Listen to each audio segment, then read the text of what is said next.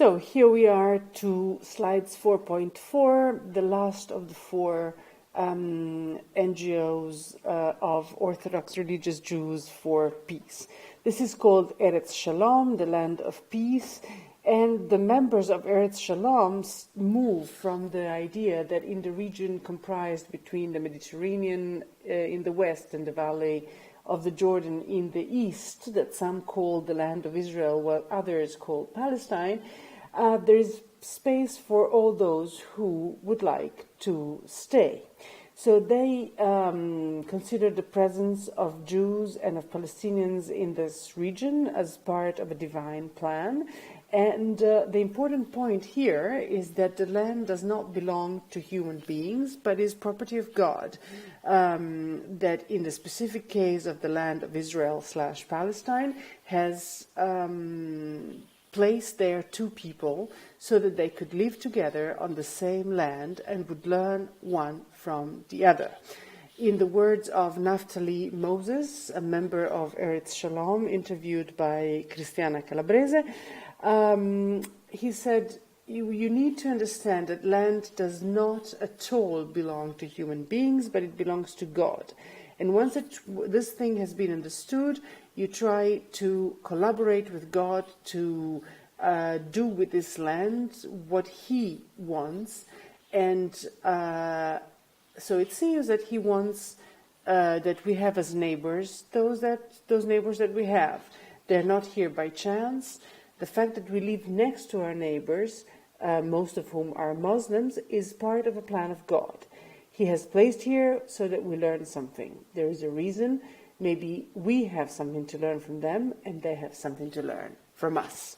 So this is the spirit of this last movement, which is called Eretz Shalom, Land of Peace, which, as you can see, was founded in 2009, therefore very recently, by Israeli settlers, which are neo-Hasidic in the sense that their Jewish spirituality is less based on a religious legal, in brackets, halakhic framework, and more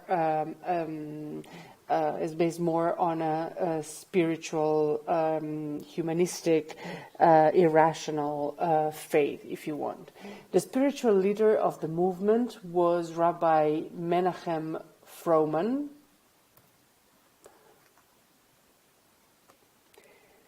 And his belief that he transmitted to his numerous family and to his followers is that peace will be the result of a process of cooperation that starts from below and that can only grow from simple daily actions and a sustained relationship between the people who live on the land. This is a young movement, if you want, not only because it was founded in 2009, but because it's made up of Israeli Jews born in Israel or already in the Palestinian territories in the 70s and 80s. And their choice is to move to or to continue to live in the occupied territories, in the Gush Etzion area, and in particular in the settlement of Tekoa. Rabbi Froman was the chief rabbi of Tekoa until his death in 2013. And I really encourage you to go on YouTube and look at the sermons and the interviews and even at the funeral of Rabbi Froman to see the following and the appreciation that this man received both among the settlers of Tekoa but also among Palestinians. And we will see with in a few minutes how this was possible, which kind of understanding he had of the human relations between people. I was mentioning that these are Israeli Jews born in the 70s and 80s. And I want to read you a testimony of a couple, of two individuals, a man and a woman, Gidon Elazar and his wife Shulit, that explained what it means to be member of Eretz Shalom. So, young members of Eretz Shalom. So they said, We grew up in the 90s. We were kids and we were going to high school when there was the Oslo process. And then one used to say, the right is against peace. The right is against Arabs and hates peace, while left-wing people loves peace. And I remember a sticker that used to say, yes to peace, no to violence. And it was a sticker made by a left-wing group. And I remember that I was right-wing and I said, wait, hang on, so I want violence? What does the sticker mean? That I want violence and that I don't want peace? I want peace too, but I want to search it on the land. And so this is how, in a way, the members of Eretz Shalom participated to their search for peace, starting from direct contact with the Palestinians. And I'm going to read you from the website. This the banner is, you can find it on the internet. It's the banner of the association, and this is the description that you can find on the website. Eretz Shalom is a social movement, attention, not a political movement, a social movement, which works towards the advancement of peace and dialogue between the Jewish and Arab inhabitants of Judea and Samaria. So not the West Bank, but the biblical names for this area. The movement is mostly made up of sons of Abraham, Jews and Arabs, who are interested in living in their homelands in mutual respect and cooperation with their neighbors. We understand that we are destined to be neighbors for many more years. It is in our interests and is indeed our mutual desire to advance good neighborly relations. Eretz Shalom is not a political movement and does not presume to offer conclusive solutions or to formulate peace agreements, but rather works from the participate in the dialogue and joint projects in education, religion, culture, and the environment in the hope of creating change that will burgeon from the bottom up. So, obviously, according to this vision, peace cannot be the results of political accords, but has to spring from below, and it's possible only thanks to a divine intervention, if you want, or divine support. Shivi Froman, the son of Rabbi Menachem that received his spiritual legacy after the passing of Rabbi Menachem Froman in 2013, explains his vision of peace and the vision of peace of Eretz Shalom. I believe, he says, that only those who have faith can make peace. It doesn't matter if it is a peace between a man and a woman, a peace between neighbors, or a peace between peoples. You cannot make peace without the help of God. You can't, it's impossible. Faith in God, instead, allows to this impossible thing to happen. And again, this is an interview and a testimony collected by Cristiana Calabrese. So, faith in God is here a rather important, a crucial element that helps bring trust, bringing and building trust between Israeli settlers and Palestinians residents in the West Bank.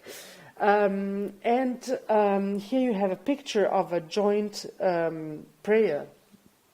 This is a prayer for rain, led by Rabbi Froman and his neighbors in the Palestinian village. Of course, there are encounters, formal and informal encounters that connect the local community, which, however, the members of Eretz Shalom considered to be difficult because of the surrounding political circumstances. Now, as I've said already a few times, this is not a political this is a movement that doesn't claim to be political, but that claims to be a social movement. Nevertheless, the kind of work that it does, it's inherently political.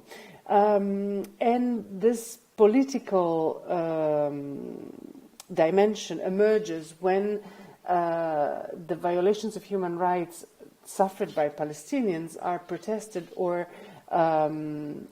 in a way by members of Eretz Shalom in in their way, which is, for example, expressing solidarity. And I'm going to, there is a link to YouTube here, which unfortunately is only in Hebrew and in Arabic, but which tells you, which even if you don't speak Hebrew and Arabic, you will see Rabbi Froman leading a small delegation of members of Eretz Shalom to the Palestinian village of Kusra, where a mosque had been vandalized by some Israeli settlers. And here Rabbi Froman makes a whole speech condemning those who deface the house of God, regardless of how one intends him, her to be. And I will leave so we can read this together. Allahu Akbar, Allahu Akbar, Allahu Akbar. There are many problems in the world, many slaves to evil. As you do when you go to Mecca, we also throw a stone against evil. Who vandalized this wall writing against the Prophet has offended the one that sent the Prophet. Who has done this is mad and a criminal and should be expelled from this land and should not stay here. This land is a land of peace. You call this land with a wonderful name, land of peace, because the land of God is the land of peace. Allahu Akbar, Allahu Akbar, Assalamu Akbar. So, this is a very strong, it's a very strong message, and I'll leave you with these words. This is a very young movement, and actually more research should be undertaken to see, since 2009, how the situation has been evolving and how they're progressing in their quest, especially after the disappearance of the leader of the movement. But still, it's a very important message, and it complements well. It stands well at the end of a path that started with Oz Shalom, and then through Netivot Shalom and Rabbis for Human Rights has arrived to peace activity in the heart of the matter, in the heart of the territories, starting from the shared land. Thank you for listening thus far, and I'll see you in the next set of slides. Bye-bye. Thank you.